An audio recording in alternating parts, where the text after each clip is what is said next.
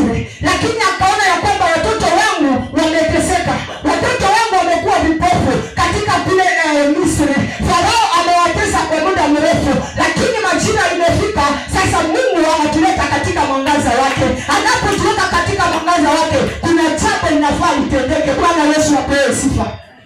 It was like a dream. Maana wewe hukutarajia kwamba Mungu anapokuweka katika Yerusalemu ukang'ao, ukawe taa ama ukawe mwangaza wa kuandika neno ama wa kunena neno, ukafundisha watoto wake wakaone njia iliyo salama. Ilikuwa kama ndoto. Bwana Yesu apewe sifa.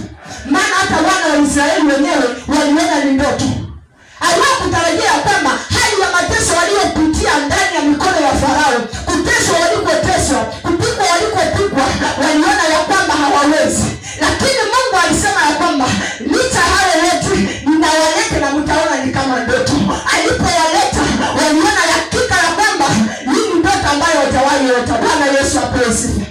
Katika maisha yako kuna vitu ambavyo unaona haviwendi kulingana na vile unaweza, lakini Mungu anakuandaa, analeta ndoto ambayo inakuweka katika mwangaza. Miguu ilikuwa katika giza, lakini wakati huu unaona kuna mwangaza unapotembea. Bwana Yesu apewe sifa. Kuna watu katika jamii wanapoangalia jamii zao wanaona jamii asiendi kulingana na jinsi kunavyoenda, lakini Bwana akaona ya kwamba akutakuwa wewe uwe ndoto ya kuangaza kwa hao wengine. Bwana Yesu apewe sifa.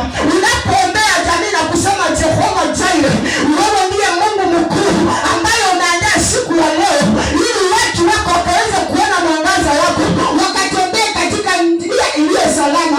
Bwana anaweza kutenda mambo makubwa ambayo wanadamu hawezi kutendea. Bwana Yesu apewe sifa. Kwa hakika ukiangalia mahali ulikotoka na wakati ulipo sasa ni mkono wake tu. Maana mkono wa mwanadamu una madhara mengi. Mkono wa mwanadamu kuna vifungo vingi. Mkono wa mwanadamu unaweza kukuweka mahali ambapo hapastahili, lakini mkono wa Mungu unakuweka mahali salama. Ndiposa ukaona maandiko yanatuambia unapokuwa katika mkono wa Mungu uko salama. Jamii yako inapokuwa katika ufalme wa Mungu uko salama. Maana saa hii kuna wengi wako kule nje, maisha yao hayapendezi, maana hawamtambui Mungu. Lakini unapotambua Mungu, Mungu anakupa mwelekeo, anakupa mwangaza wa kuonyesha jamii yako hii ndio njia ya kuelekea uzimani, wala hutaingia gizani tena. Bwana Yesu apewe sifa. Kuna watu huku nje wanahangaika, kuna watu wanateseka, lakini wewe unachukulia mzao unapokuwa katika nyumba ya Bwana. Lakini haujui kuna mtu anastruggle kule nje kuona ya kwamba Jumapili imefika, awe kanisani ama nyumbani mwake Bwana, afurahie tu matunda yake Jehova. Bwana Yesu apewe sifa. Haleluya.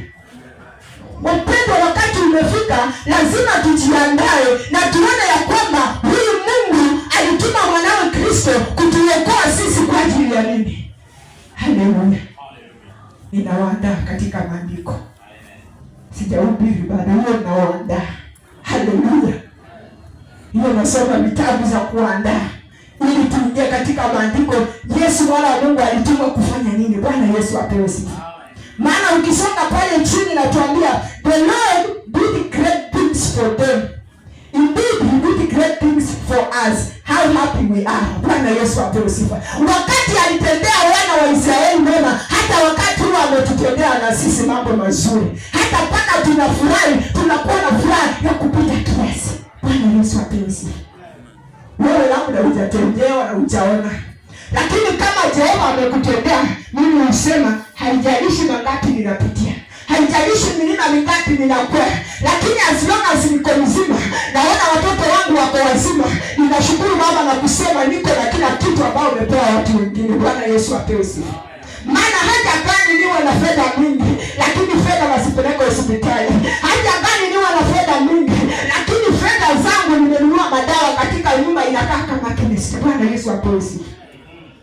Lakini ninapoamka ya kwamba asubuhi sijameza dawa, watoto wangu wajameza dawa, ninashukuru, ambia Baba ni wewe tu, sina mwingine wa kukimbilia.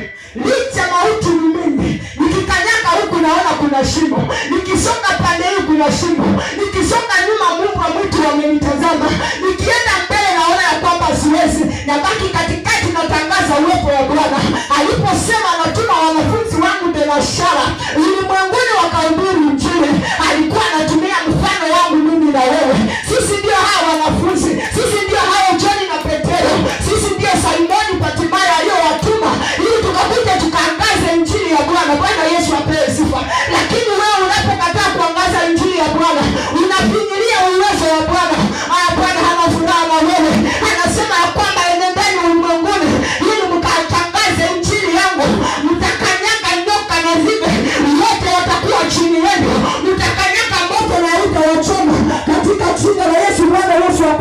sifa. Hakika kuna mambo mazuri ndani ya nyumba ya Bwana. Na unaposoma Biblia ukaielewa vizuri, ndipo utajua Biblia ni kitu kizuri. Utasema imeandikwa na mwanadamu. Yale yaliyo ndani ndio yatakuonyesha wewe ni mtu wa aina gani. Wewe ni mtu unataka njia gani? Bwana Yesu apewe sifa. Ingia nami katika mahubiri yangu ya siku ya leo katika Marko 10:46. Tuone Yesu anapoponya mtu ambaye aliyekuwa kipofu. Watu walisema nini wakati Yesu anatembea? Marko 10:46.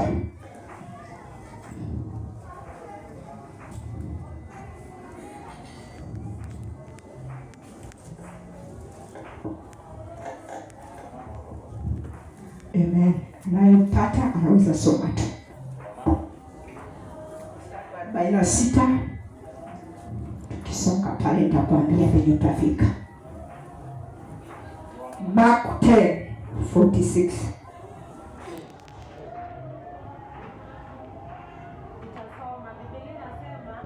Wakafika Yeriko. Hata alipokuwa akishika njia kutoka Yeriko pamoja na wanafunzi wake na mkutano mkubwa, mwana wa Batimayo, yule mwombaji kipofu, alikuwa ameketi kando ya njia. 47 inasema, naye aliposikia ya kwamba ni Yesu Mnazareti, alianza kupaza sauti yake na kusema, Mwana wa Daudi, Yesu unirehemu. Amen. Yesu mwenyewe ukisoma Marko pale mwanzo natuambia Yesu alikuwa akitoka kurudi nchi ya kwao alikosaliwa, ili akaweze kuona kule injili inaendeleaje. Alipofika kule aliona ya kwamba injili haiendi jinsi alivyokuwa ameiandaa. Hata akifika kule ukisoma pale mwanzo itakwambia kwamba waliweza kumkataa. Lakini hapa alipokuwa ameenda katika mji ambao unaitwa Yeriko, alipokuwa na wanafunzi wake akishika njia akitembea, makutano wengi ama umati wa watu ulikuwa mwingi sana, ukawa mkubwa. Wakaona mtoto mmoja ama mtu mmoja ambaye amekuwa kipofu kwa muda mrefu, lakini hajapata msaada.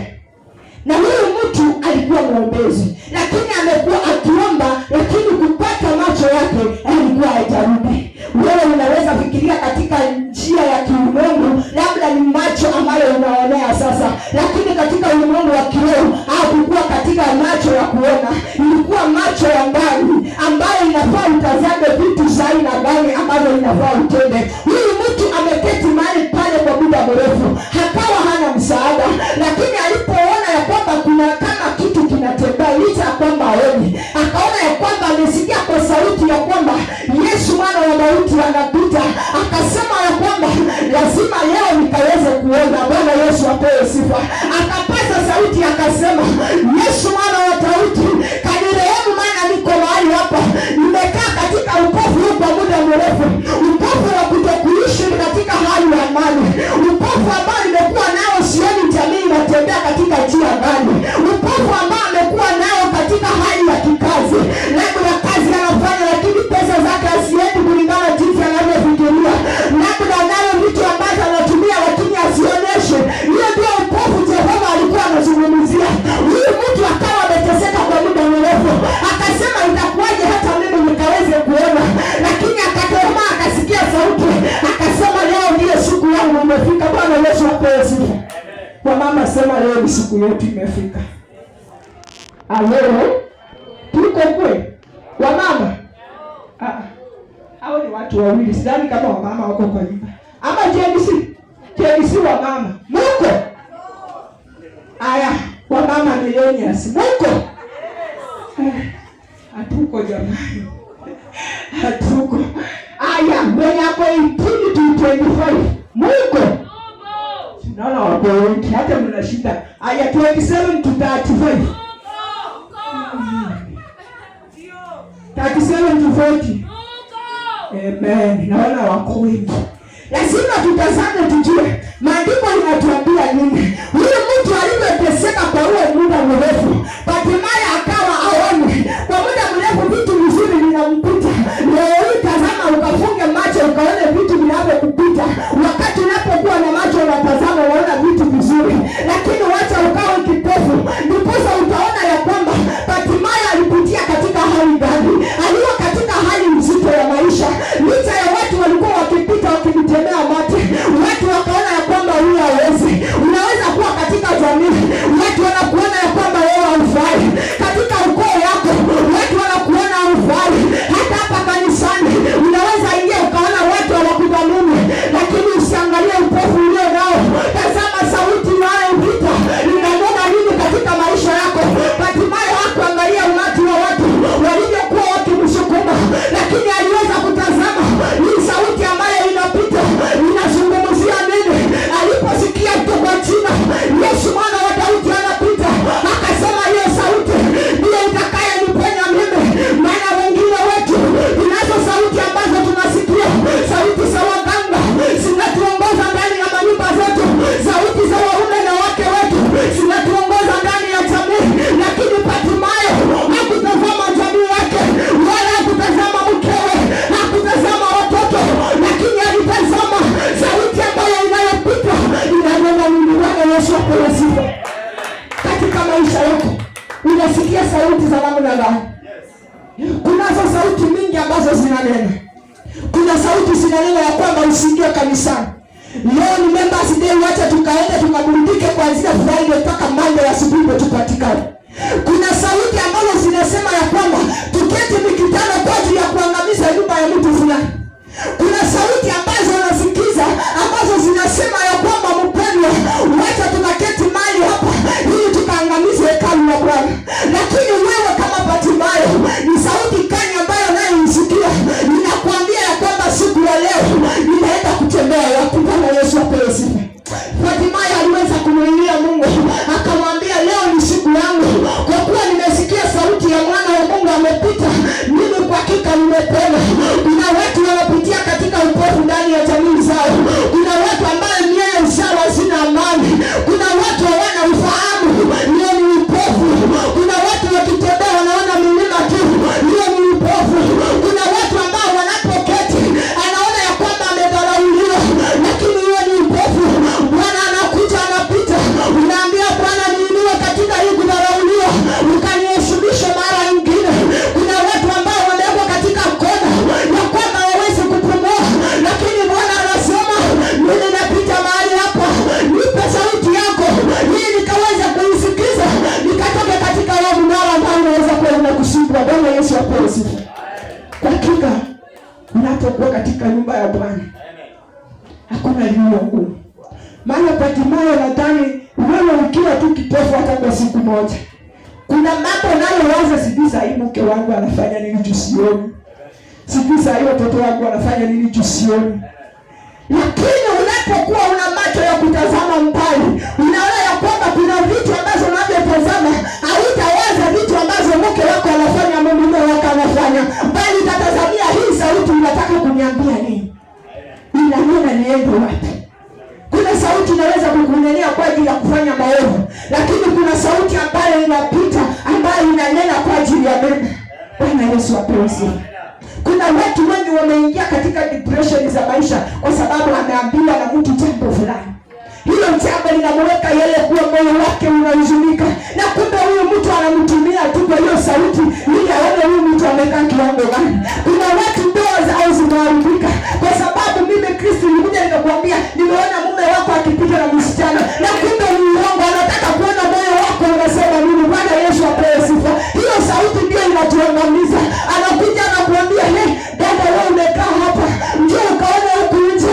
Unapotazama nje anakuambia nitaka tu ukuje ili tufurahie na wenzetu hapa, mambo maovu ambayo hayafai. Lakini Bartimayo alisema ya kwamba sitazamii ya ulimwengu, nataka kusazana sauti ya Mungu.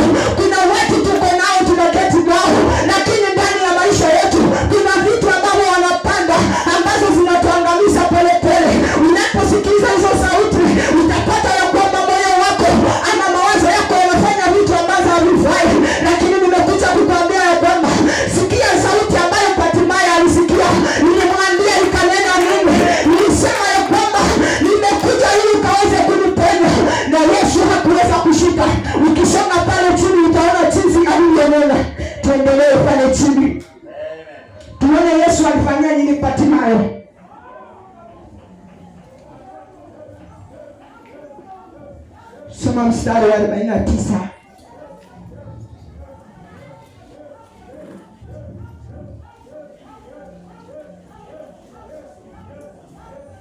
Amen. Tasoma mwenyewe, naona wasomi bado.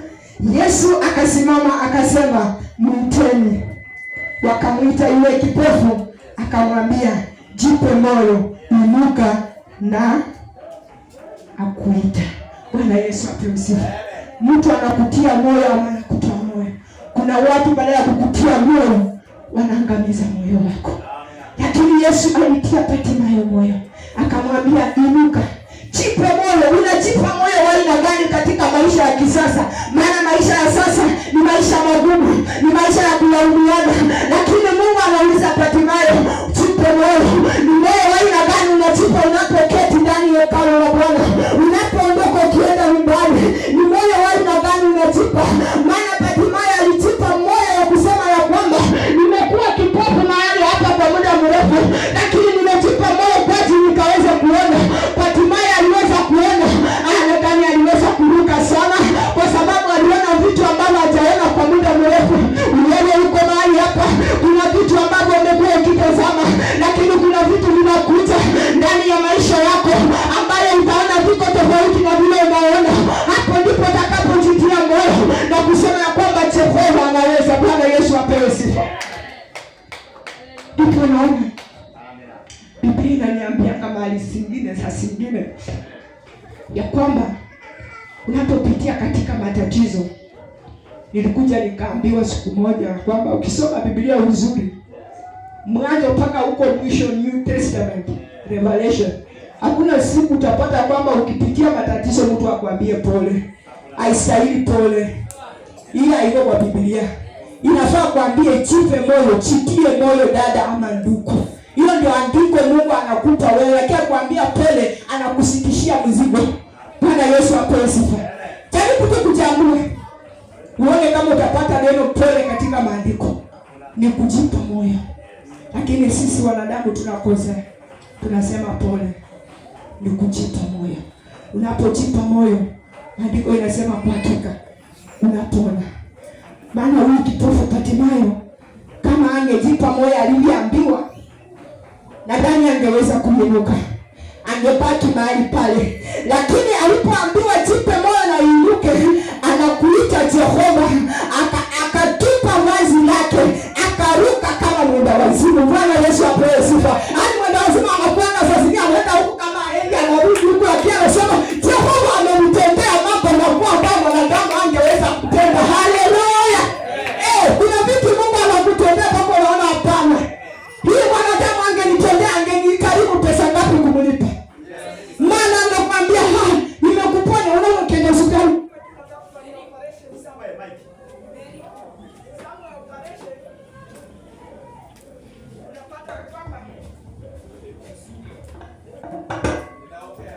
Halo. Unapata ya kwamba kuna vitu ambavyo ukienda hospitali daktari akufanyia operation, wanakuambia dada ama ndugu, mnaweza tafuta $500,000. Jehova, $500,000. Wewe mwenyewe ukiangalia jamii yako jinsi mlivyo, unasema huyu acha afe tu. Sioni kama hiyo itapatikana. Unashuka moyo. Lakini ukipata mtu anakutia moyo anakuambia, maandiko unasema angalia Bartimayo, angalia Job ndani ya Biblia. Wakati Ibilisi anaposema kwamba Jehova unasema huyu Job ni mfanyakazi wako mzuri, ni mtumishi wako mzuri kwa sababu umempa kila kitu. Jaribu kumnyang'anya wewe, akasema hapana, huyo ni mtumishi wangu. Akasema nipe nafasi kidogo. Akasema Yesu, sasa chukua nafasi ukaweze kwenda. Amen. Akamwambia nipe nafasi kidogo ili nikatembelee mtumishi wako Ayubu.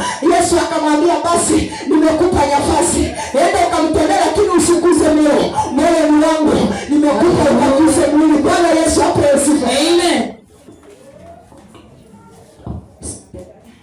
Moyo unakupa kitu ambacho wanadamu hawezi kukupa. Ayubu akatembelewa. Alipotembelewa akaambiwa, ndugu, nimekuja kukuona. Uko salama? Akasema niko salama, nashukuru Mungu kwa kila jambo. Akasema mimi nimekuja leo uchukua mtoto wako. Wakati watoto wa Ayubu wanapokuwa katika sherehe zao wanazofanya kila wakati, kukawa na wale wanaowatazama, wakauawa wote, akabaki mtu mmoja. Akakuja mbio katika Ayubu, akamwambia Ayubu, wewe umeketi mahali hapa, kuna kitu imetokea, imeua watoto wako. Ayubu akashindwa afanye nini. Wakati mtumishi hajamaliza kunena, mwingine akakuja akasema, wasichana wako warembo ambao uliokuwa nao pia wamekufa. Ayubu akasema, baada hajamaliza kumfikiri nini inaendelea, mwingine akakuja akasema, na kondoo zako 1,000 pia zimeangamizwa. Baada hajamaliza kunena, mwingine akakuja akasema, hata farasi tulizokuwa pale nyumbani zote zimeangamia. Lakini Ayubu akasema, Jehova, ni jambo gani naweza kutenda? Ayubu alipika magoti na akaambia, Baba, vyote ulinipa wewe, sina mwingine na umenichukua wewe. Asante Jehova kwa ajili ya kazi uliyotenda. Bwana Yesu apewe sifa. Ni nani anaweza kufanya kama jambo kama hili katika ulimwengu wa kisasa? Ni ngumu. Lakini Ayubu alikuwa na roho moyo wa kusema ya kwamba Yesu Mungu wa maana wa Mungu alituma ulimwenguni kwa ajili akaweze kutenda. Ayubu alipofikiria hayo yote yametendeka, ugonjwa ukakuja. Ibilisi akarudi tena, nipe nafasi nyingine, nirudi tena kwa mtumishi wako. Akamwambia rudi, lakini moyo usiguse uoni wako. Akarudi tena, akapea Ayubu ugonjwa wa vidonda kila mahali. Ayubu akanuka. Hakika kwa nyumba ukiingia nyumba inanuka hata uwezi ingia. Unaona leo mimi nikigonjeka tu kidogo na niendeshe katika hiyo nyumba, hata wakikuja kuniombea utapata wamefunga mapua. Baba, katika jina la Yesu tunakushukuru, haraka watakwenda.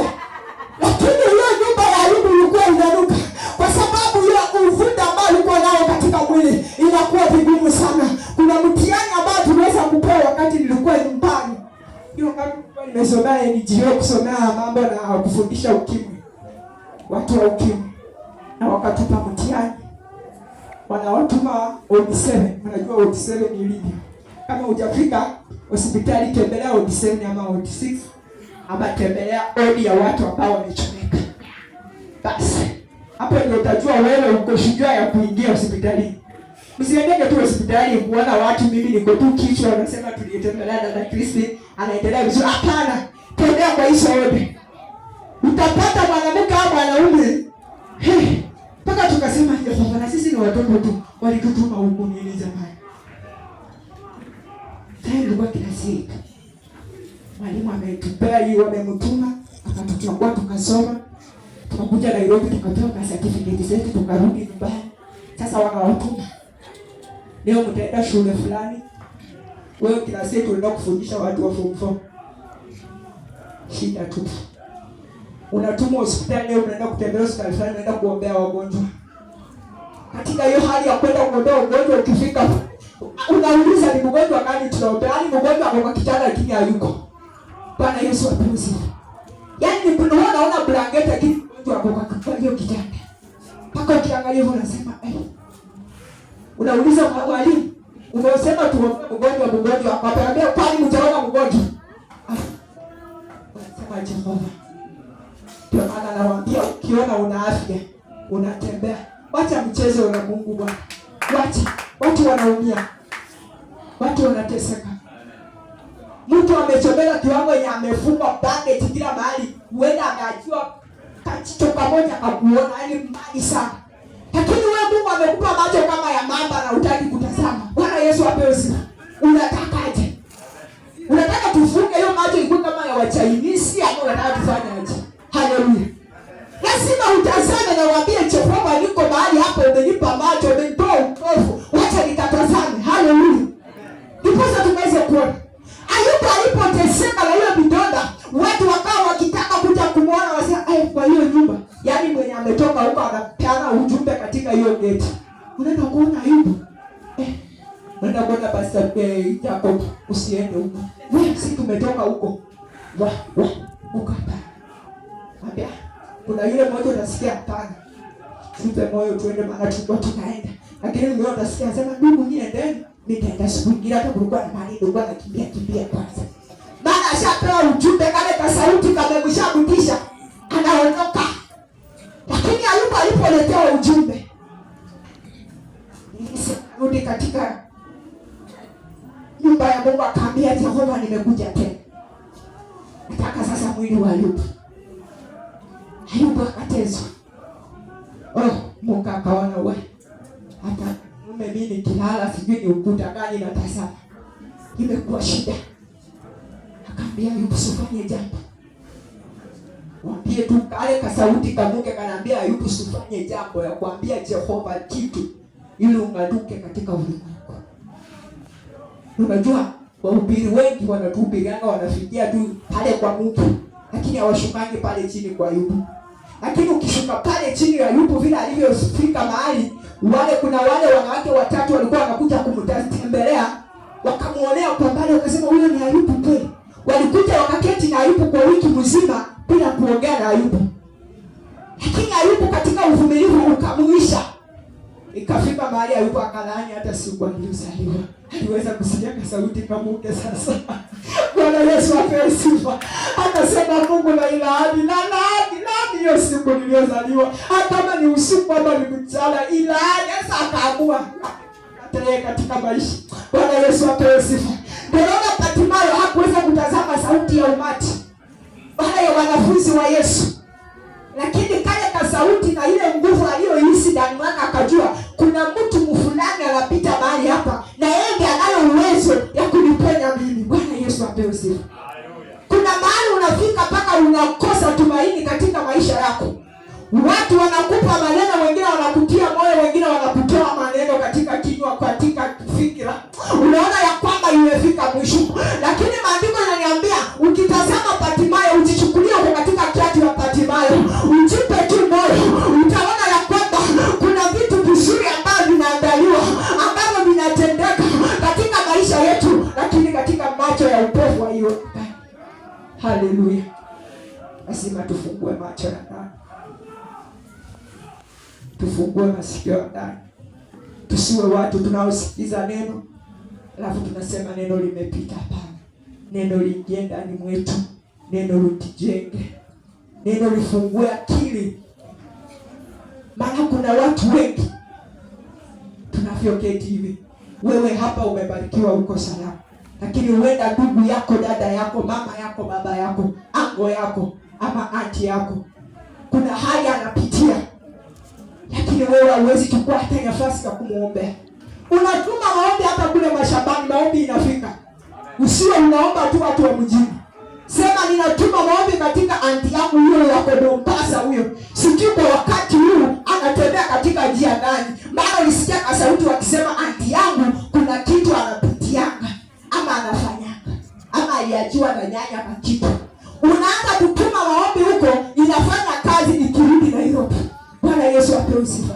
Usiwe mtu wa kuomba tu peke yako Nairobi. Ombea watu walio mashambani. Ombea watu ambao wako kule kijijini. Maana kule kijijini ndipo kuna vipofu wengi ambao hawawezi kutazama.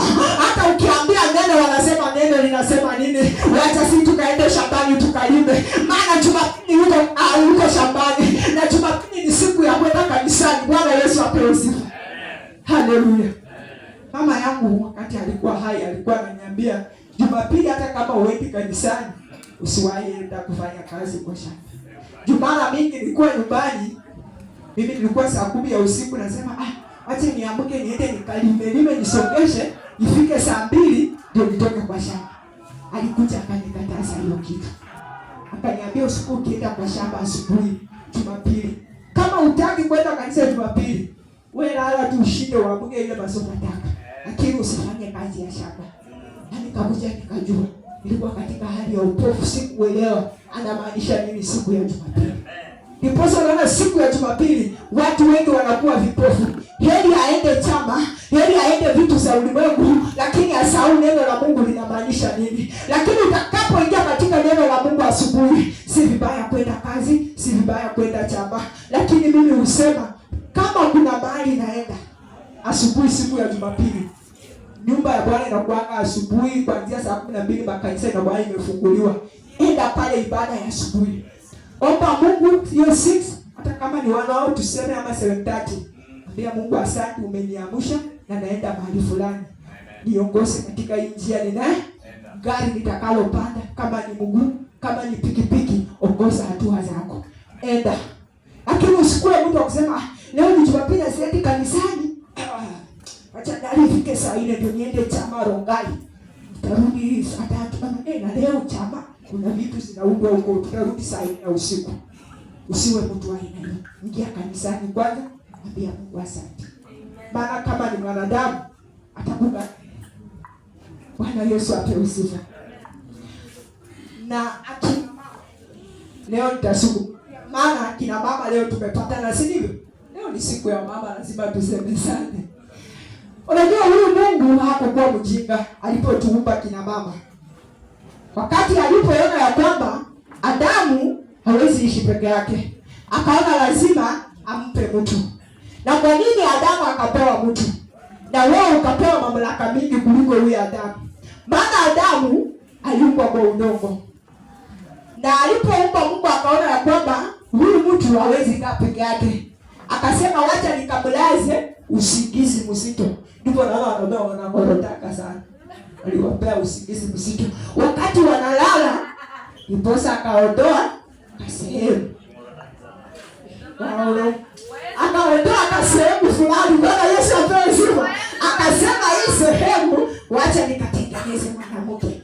Akatengeneza huyo mwanamke. Na alipotengeneza huyo mwanamke, kuna nguvu katika maombi. Wanawake wanapokuwa mahali wakiomba, wana nguvu kushinda wanaume. Kwa nini? Wakati alilaza Adamu, akichukua hiyo mbavu kidogo, alikuwa anachukua nguvu mingi kutia katika huyu mke.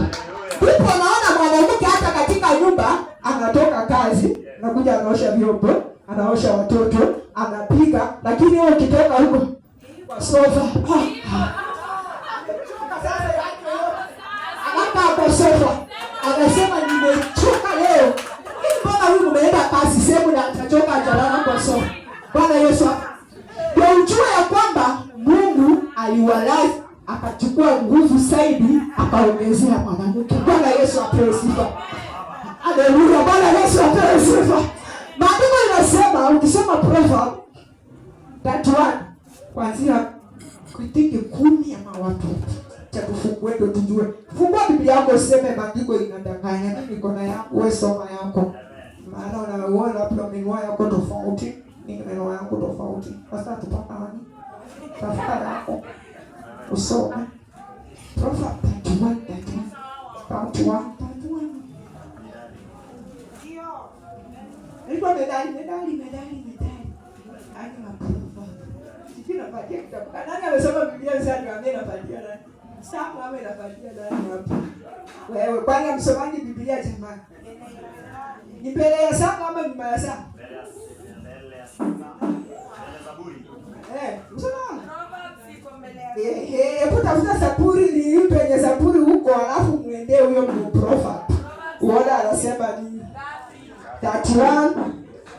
Ukisoma pale 10 inazungumzia juu ya the capable ama saba ndio tunaweza zungumza kidogo juu ya the capable wife. Yes. Uone vile mwanamke alivyo na nguvu ya kufanya kazi na aheshimike. Sio leo ni siku ya mama. Naweza hata ubiri paka asubuhi waseme ndio ni siku hii tu. Huko hapa leo. Bwana Yesu apewe sifa. Umepata? Proverbs 31. 31 kuanzia 10. Hapo sasa ndio nataka. 31.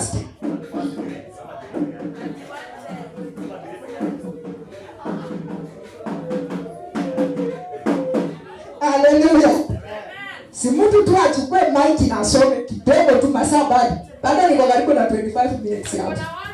Asome vizuri ili wamama pia tukikaa katika nyumba zetu tuone ni biashara gani tunaweza fanya. Amen. Hallelujah. Hallelujah. Okay. Ndio kwa uwezo wa Bwana. Chukua mic.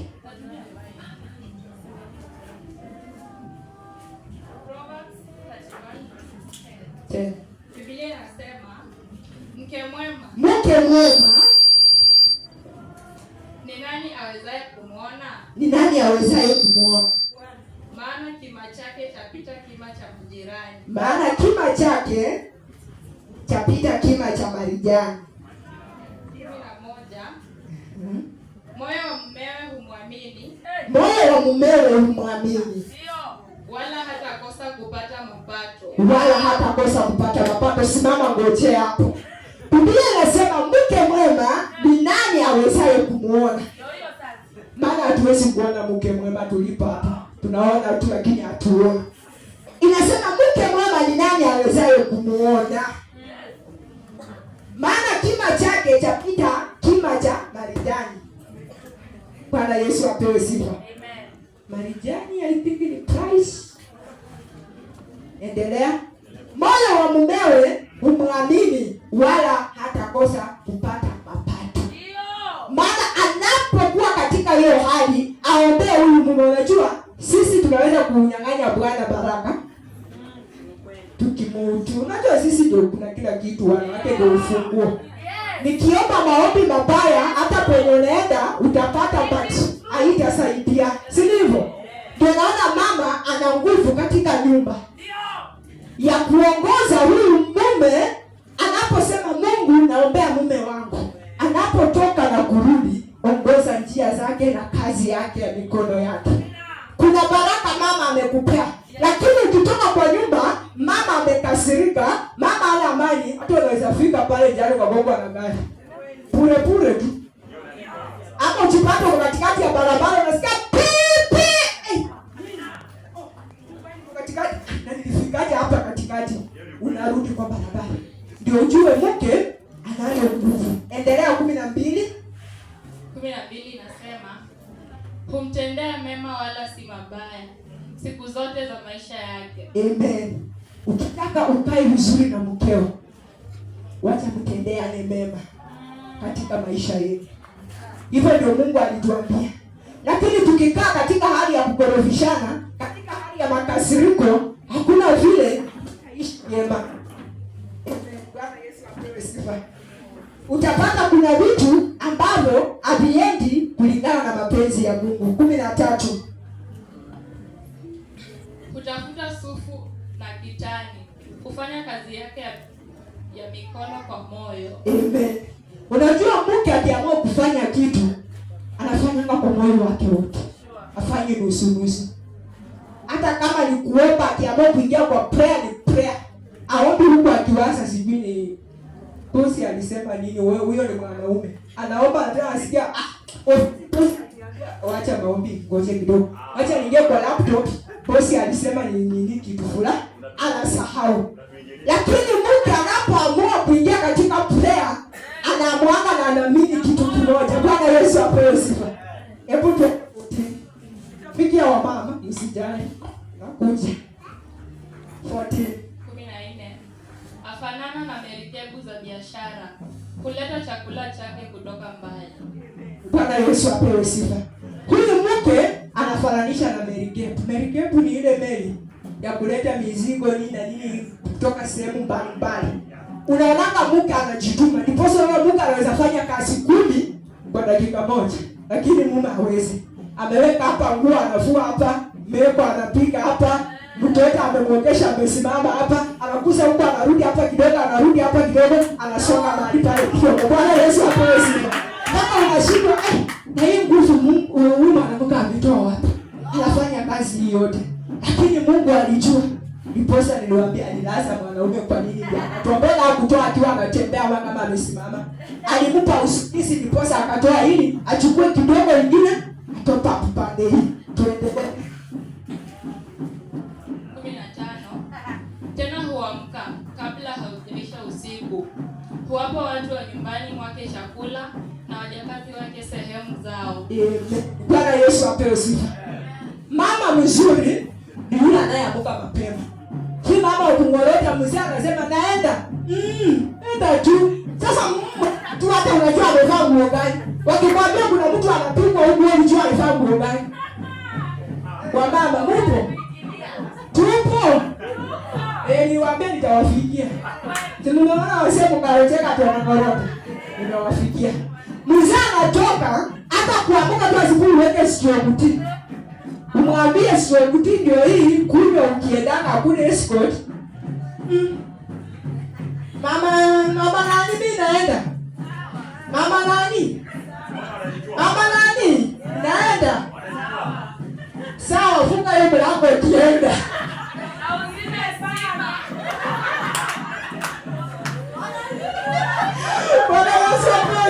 Sasa wewe, huyo mtu unajua alivaa nguo gani? Labda hata nguo amevaa wiki mzima. Baada anarudia. Na wewe haujali.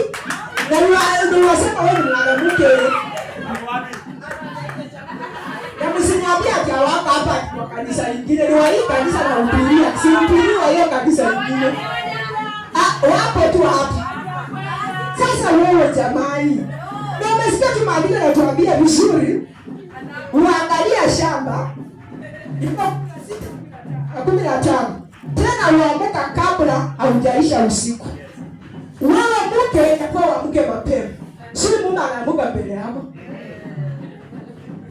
Siku hizi unaamka, sisi tunaamka mbele yao. Na istahili. Maana Biblia yenyewe imetuambia mke ndiye inafaa mke mapema.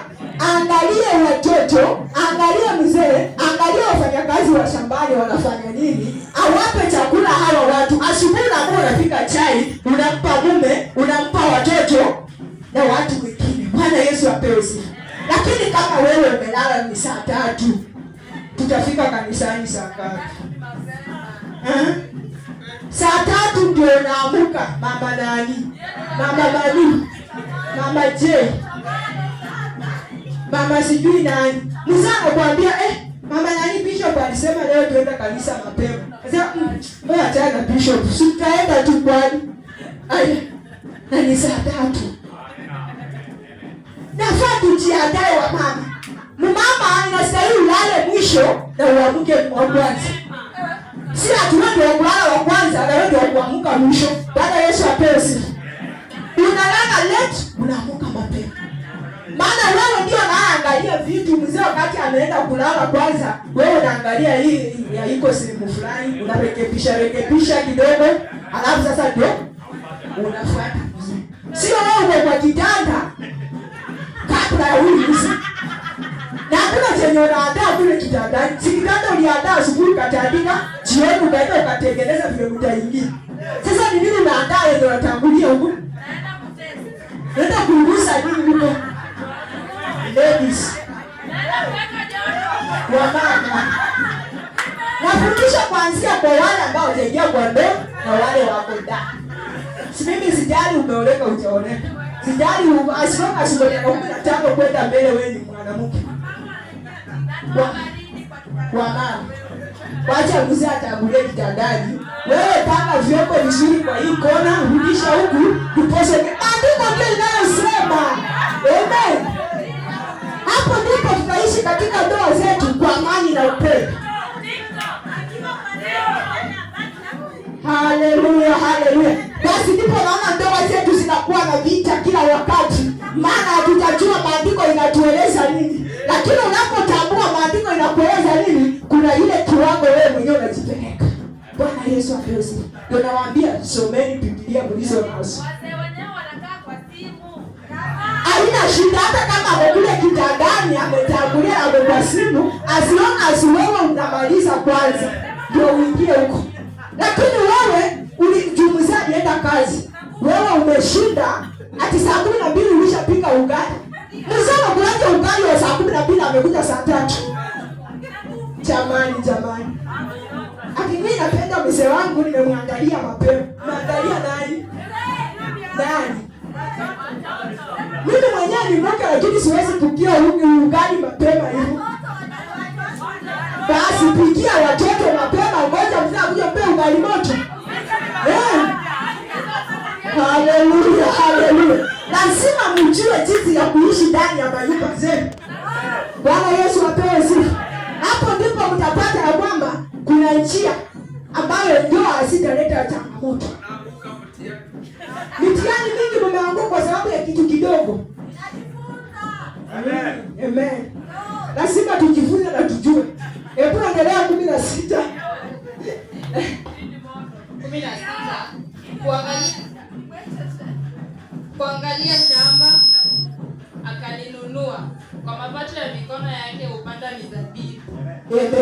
Hajamaanisha hasa lazima mimi ninunue. Lakini kuna ile ushirikiano. Unajua ukiwa kwa nyumba, wewe mke kuna ile mawazo unatoa na mkanunua kitu. Sasa hiyo ndio tunaharibu.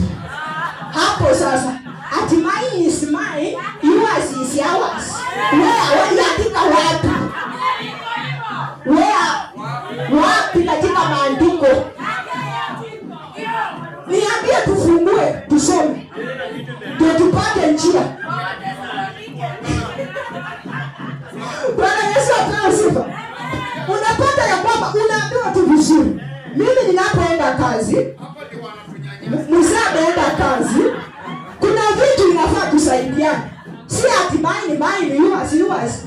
Wewe ulipotoka kwenu ukaja tukashirikiana na wewe, ilimaanisha tutashirikiana kusaidiana pande zote. Lakini kwa pesa hapana. Ni pesa ndio inasaidia kila kitu. Bwana Yesu apewe sifa.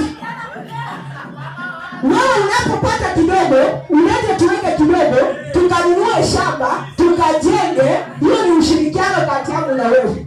Labda unazo fedha, hata wake wanapata fedha mingi za zingine mishahara kuliko waume.